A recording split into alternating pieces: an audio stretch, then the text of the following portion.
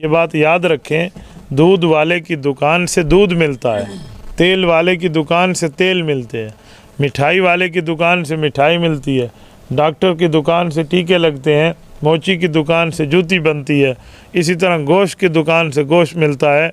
ये कभी नहीं हो सकता कि गोश्त की दुकान हो और कसाई आपको मिठाई वाला बन के नज़र आए। ना बाबा, हर चीज़ ऐसे ही होती है। हम दुनिया के लिए तो मेहनत करते हैं, दुनिया के लिए तग्गोदो करते हैं, दुनिया के लिए आना जाना करते हैं, और दीन के मामले में लोग बहुत नरम होते हैं। दीन के मामले में कोई बंदा ये नहीं समझता कि मैं अपना कोई अच्छा सा एक आलम से ताल्लुक़ रखूं ताकि मसाइल उनसे पूछ सकूं। ये बहुत बड़ी गलत फ़हमी है। जैसे हम फैमिली डॉक्टर रखते हैं, पर्सनल डॉक्टर रखते हैं कि ये मेडिकल का माहिर है, ये डॉक्टर बहुत अच्छा है, इस डॉक्टर का बड़ा नाम है, इस डॉक्टर से बड़े लोग शिफायाब होते हैं, तो हम उस डॉक्टर के ताल्लुक़ पे फ़ख्र करते हैं।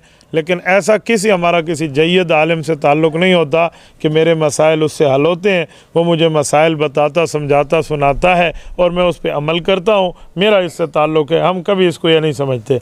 बस दीन को बंदे ने ये समझा हुआ है भाई जिसने बता दिया वैसे ठीक है। भाई हमें एक अमीर साहब ने बताया था, हमें एक दाढ़ी वाले ने बताया था, हमें एक नमाजी ने बताया था।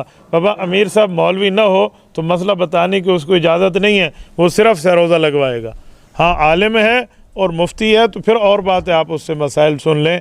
खाली अमीर साहब है तो उससे वही सुने जो 3 दिन उसने सरोज़ा लगवा लिया है। वो आपका मुफ्ती साहब नहीं है कि उसने आपको मसाइल समझाने हैं। इसी तरह कोई आदमी दाढ़ी वाला है तो हर दाढ़ी वाला आलिम नहीं होता कि आपने उससे मसले सुन लिए और पूछ लिए और कर लिया, वरना बाज़ औक़ात बंदा बहुत गलत होता है।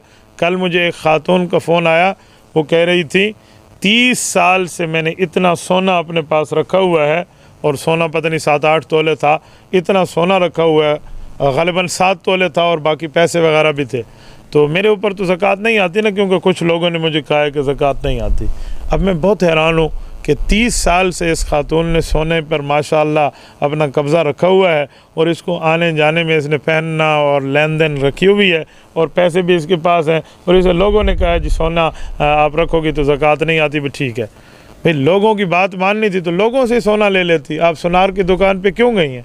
आपने ज्वेलर से जाके सोना क्यों लिया है? आपने सेट वहाँ से क्यों बनवाया है? और उसकी तहकीक क्यों की है कि गिल्लट नहीं है, ये सोना है, ये चांदी नहीं है, ये सोना है, ये कोई तांबा नहीं है, ये सोना है, ये पीतल नहीं है, ये सोना है। आपने उसके माहिरीन से पूछा, अपना सेट अपनी मर्ज़ी का बनवाया, फिर एक नहीं 7 तोले रखे। लेकिन जब दीन की बारी आई तो लोगों ने मुझे ऐसे कहा है। लोगों ने क्या होता है? क्या किसी आलिम दीन से, किसी मुफ्ती से, किसी दीन के अथेंटिक बंदे से आपने पूछा है? हम नहीं पूछते।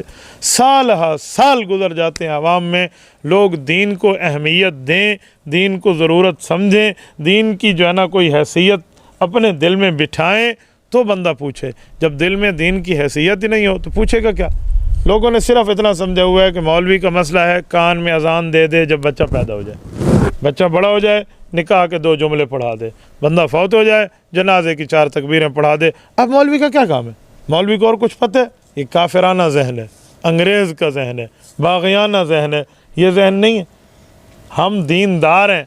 दीनदारी का माना क्या है कि हम दीन समझेंगे। तो दीन किससे समझेंगे? दीन हम उससे समझेंगे जिससे दीन मिलता है।